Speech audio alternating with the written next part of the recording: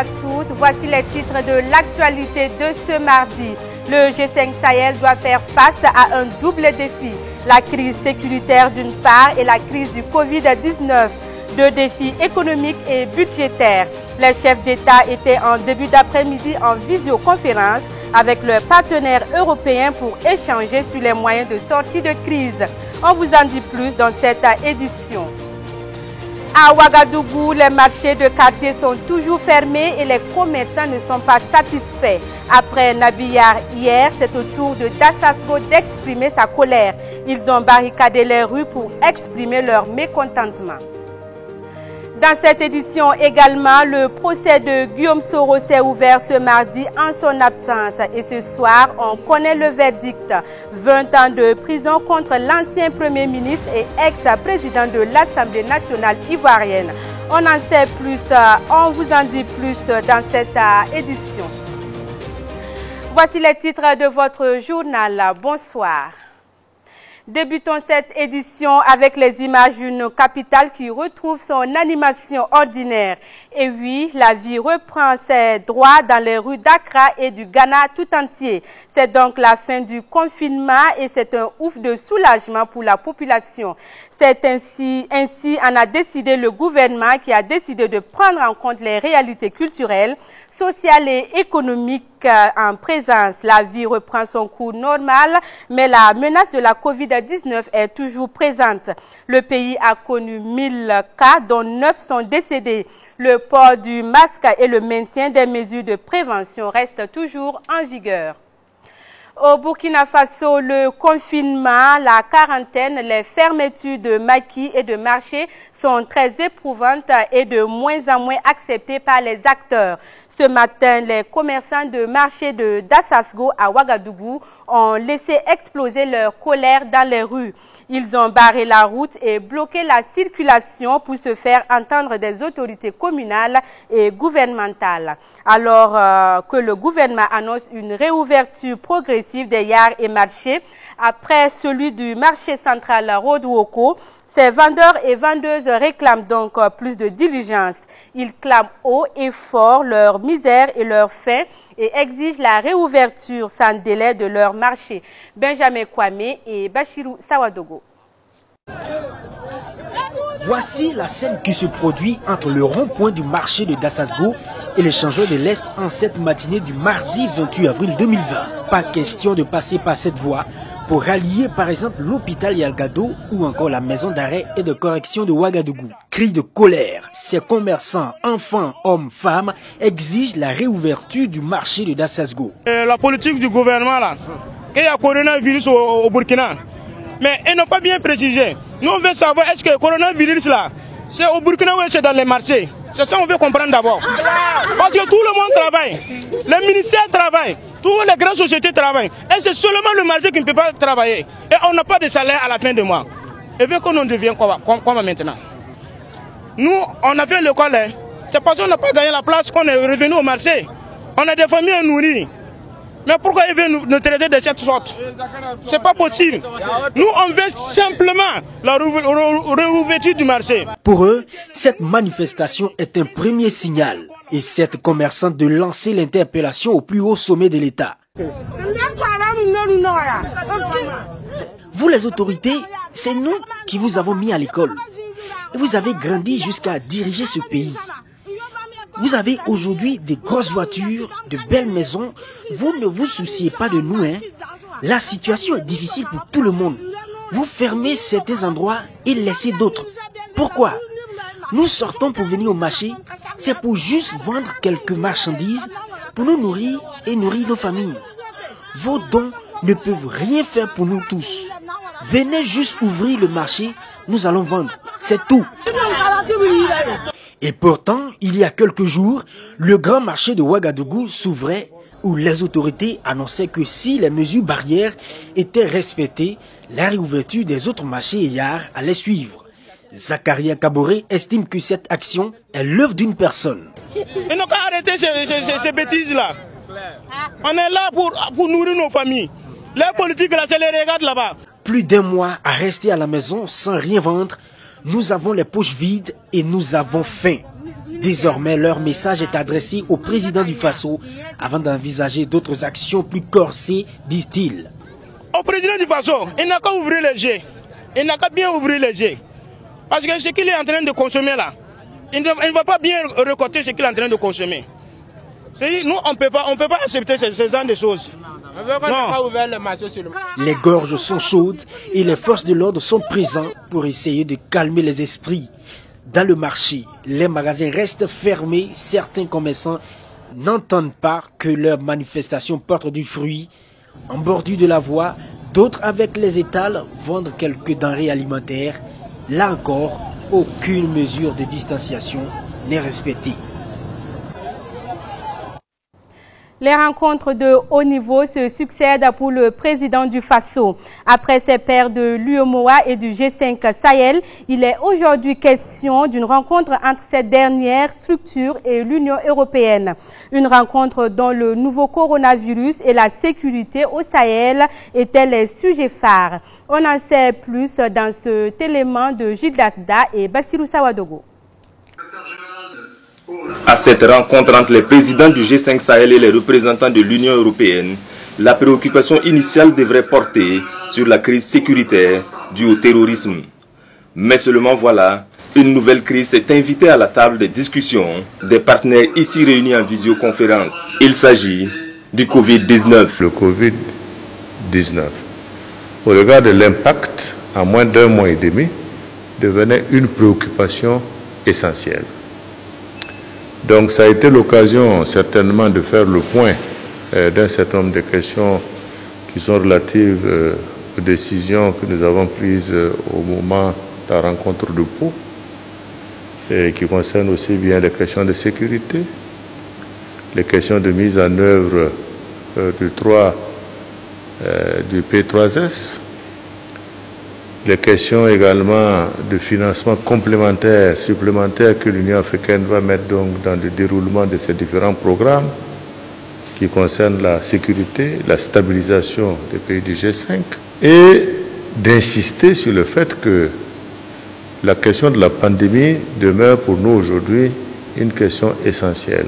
En termes de pourcentage, plus de 35% et parfois plus de nos économies sont fondées sur le secteur informel qui, comme vous le savez, a des difficultés du fait des mesures que nous sommes tenus de prendre pour permettre effectivement d'éviter la propagation de la maladie. Une maladie qui engendre une litanie de conséquences néfastes sur les différents pans de la société. Et même le système démocratique n'échappe pas aux affres de la pandémie. Beaucoup de pays aujourd'hui, dans le contexte, doivent aller à des élections d'ici la fin de l'année. Ça a des conséquences économiques, puisque nous avons la baisse, comme nous l'avons déjà souligné, du taux de croissance. Nous avons des baisses de recettes, alors que déjà dans le cas de l'insécurité, nos pays consacraient entre 20 et 30% de leur budget à la défense nationale. À la question de savoir si les États du G5 Sahel peuvent concomitamment mener le combat sur le front sanitaire et celui sécuritaire, le président du Faso se veut assez clair. On n'a pas de choix que de nous battre pour la survie dans tous les deux cas. Parce que ça devient une question de survie. Le front déjà de la sécurisation de la lutte contre le terrorisme doit se poursuivre, évidemment dans un contexte particulier. Mais en même temps, nous devons également nous mener le combat sur le front sanitaire.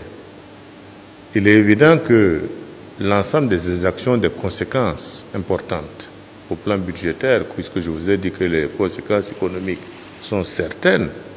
C'est pourquoi, au-delà des efforts internes que chaque pays doit assumer, nous devons solliciter la communauté internationale pour pouvoir également apporter des appuis aussi bien dans le domaine sanitaire que des appuis également financiers pour nous permettre de stabiliser nos budgets et de pouvoir continuer à financer un certain nombre d'objectifs. Séance tenante, le partenaire européen s'engage à soutenir le G5 Sahel dans cette lutte et en particulier pour la relance économique post-Covid-19.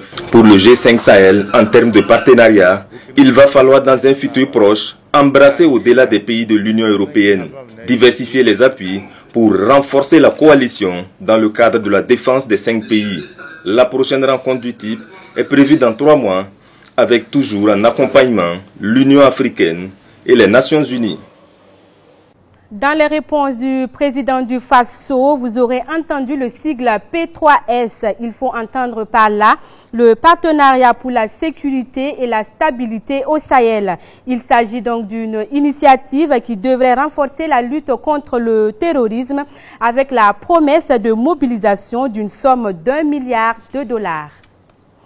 Au Maroc, le roi Mohamed VI ordonne un appui spécial aux acteurs du secteur informel affectés par la crise de la Covid-19. Des aides financières sont versées à plus de 4 millions de familles qui tirent leurs revenus de l'économie informelle et des métiers précaires. Des aides financières leur seront versées directement pour faire face à la crise liée à la pandémie du nouveau coronavirus. Plus de 1 million de foyers ont déjà touché ces aides financées par le Fonds spécial d'urgence Covid-19 créé sous l'impulsion du souverain marocain. Il faut savoir que le secteur informel représente près de 80% des emplois au Maroc, selon un rapport de l'Organisation internationale du travail, et les 3/4 des travailleurs ne bénéficient d'aucune couverture sociale d'après les statistiques officielles. Le 35 à 35, vous le savez déjà, c'est le numéro du centre de veille et d'alerte contre le coronavirus. Un centre qui a pour but objectif de recueillir les différents appels provenant de localités du Burkina pour avoir des renseignements ou signaler donc un cas suspect. Ce centre nous a ouvert ses portes ce matin. Alain Koulibaly et Constantin Sieda nous en parlent. Nous sommes au centre de veille et d'alerte contre le coronavirus. L'ambiance est des plus électriques. Combinée à la main, ces volontaires s'affairent à répondre aux différentes sollicitations venant des localités du Burkina Faso. Des appels à motifs divers, certains pour avoir des renseignements sur la maladie à coronavirus, d'autres pour signaler des cas suspects. Un procédé qui suit une logique et un processus préétabli. Quand il y a un appel qui se passe au niveau du poste téléphonique, nous avons une fiche où les gens y prennent les informations. Il y a des gens qui appellent juste pour des informations. Il y a des gens qui appellent parce qu'ils ont été en contact avec un cas. Il y a des gens qui appellent parce qu'ils ont des signes. Et lorsqu'ils ont des signes, ils vont mettre la lettre là oui. Et en ce moment, le superviseur amène ça au niveau de la cellule de régulation médicale. À ce niveau, nous avons des postes téléphoniques, mais là-bas, nous pouvons appeler. En fait, on appelle, on a des informations, les plus d'informations. On dit voilà, ça, c'est un cas vraiment suspect. Et nous donnons ce cas maintenant à l'équipe d'investigation rapide qui va aller sur le terrain. Pour nous, le cas suspect, on le détecte vraiment rapidement. Puisque étant donné que dans chaque salle, il y a un superviseur, il nous envoie rapidement le cas. Maintenant, si c'est une urgence, ça, on ne prend pas du temps. Parce que le cheminement que je vous ai montré, nous envoyons les cas suspects aux régions toutes les 2 heures. Ça, c'est quand la personne, genre, il n'est pas en détresse, il peut attendre demain pour attendre l'équipe. Maintenant, quand c'est une urgence, il y a l'IR ici au niveau du police, il y a une d'urgence. Donc l'IR au niveau du police va aller, rapidement on donne à l'IR qui part. Par exemple, si la personne se trouve dans une formation sanitaire privée ou publique, il est hospitalisé là-bas. Et on a besoin de savoir c'est quel cas. On a besoin de savoir est-ce qu'il a le Covid-19 pour pouvoir mieux affiner le traitement. Quand c'est comme ça, l'équipe part rapidement. Maintenant, la personne peut être chez elle à la maison, en détresse respiratoire. En ce moment, on appelle l'équipe de prise en charge et puis les ambulances partent. Donc vraiment, on a un système, on ne laisse pas, en fait, les urgences sont traitées beaucoup plus rapidement. Les autres personnes aussi sont traitées, puisque nous envoyons toutes les 2 heures. Au niveau des régions, il y a les équipes d'investigation rapide qui se répartissent par district, en fait. Donc quand nous envoyons, et donc c'est au district concerné qui part rapidement voir la personne. Une tâche qui n'est pas sans difficulté pour ces volontaires qui subissent injures, menaces et harcèlements par mots. Malheureusement, les gens continuent. Les plaisantins continuent. Au niveau des plaisantins, il y a des gens qui appellent juste pour quand ils entendent la voix d'un jeune homme, ils raccrochent. Quand c'est la voix d'une jeune fille, ils continuent de parler juste pour draguer. Il y a des gens qui malheureusement aussi qui appellent pour insulter. Ils appellent juste, ils insultent. Et malheureusement aussi, nous avons des menaces. On veut savoir où on se trouve pour venir vraiment nous tuer tous. Donc vraiment, ces plaisantins-là continuent régulièrement. 3 autres salles d'appel de ce genre existent dans la ville de Ouagadougou. Pour un total de 47 postes téléphoniques, où transitent environ 15 000 appels par jour. Le centre d'appel et d'alerte contre le coronavirus est accessible 24 heures sur 24, au numéro vert du 3535. Passons à présent un clin d'œil sur le compteur de la coordination nationale de la cellule de riposte au coronavirus au Burkina. Le point du jour fait ressortir 3 nouveaux cas confirmés. Tous sont à Ouagadougou. On enregistre 7 nouvelles guérisons qui portent désormais à 476 le nombre de guérisons enregistrées depuis le début de la pandémie. À noter que 120 cas sont actuellement sous traitement. Ainsi donc, depuis le 9 mars 2020, 638 cas sont testés positifs au coronavirus, dont 253 femmes et 385 hommes. Au Nigeria, la confusion est totale. Plus de 600 personnes sont mortes ces 2 dernières semaines à Kano, alors que les cas confirmés au Covid-19 augmentent dans la ville. Des habitants vivent dans la peur et le gouvernement local affirme que ces morts ne sont pas dues au coronavirus. Le gouvernement de l'État de Kano, dans le nord du Nigeria, a annoncé hier lundi avoir ouvert une enquête pour déterminer la cause des morts mystérieuses. Kano, la grande ville du nord du Nigeria, vit sous confinement total depuis plus d'une semaine. On parle à présent de justice et ça se passe en Côte d'Ivoire. Guillaume Soro écope de 20 ans de prison ferme. Pendant 7 ans, il ne sera pas donc éligible. Ce n'est pas tout, il doit verser une amende de plus de 4 milliards de francs CFA.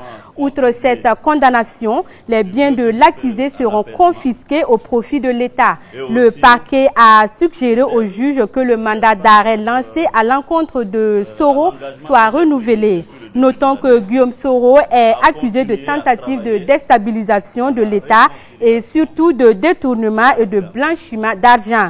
Ses avocats ont boycotté l'audience, dénonçant l'arbitraire de la procédure contre leurs clients. Pour terminer, l'Assemblée nationale tchadienne a voté ce mardi à l'unanimité l'abolition de la peine de mort dans ce pays sahélien où la peine capitale était encore autorisée pour des faits de terrorisme, a indiqué le ministre de la Justice.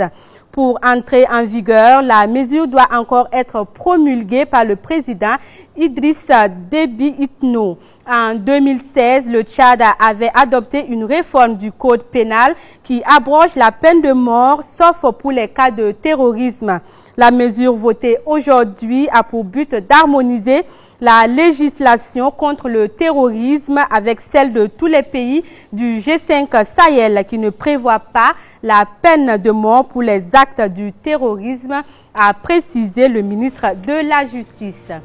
Voilà, c'est la fin de cette édition. Merci de votre attention. Excellente soirée à tous et à toutes.